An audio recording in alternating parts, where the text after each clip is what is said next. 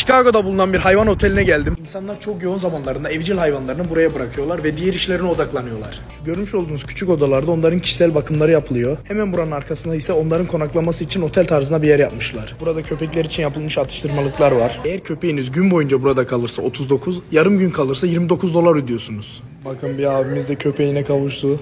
Bir ablamız da köpeğini getirdi, şimdi bırakacak. Burada köpeklerin kemirmesi için yapılmış ürünler var. Bu bir ördek kanadıymış. Bunun fiyatı $2.95. Hatta köpeğinizi buraya getirip saç tıraşı, manikür, pedikür, içeride her şeyi yaptırabiliyorsunuz. Bakın içeride özel eğitmenler hayvanlarla bu şekilde ilgileniyor. Az daha dursak bizi parçalayacaklar.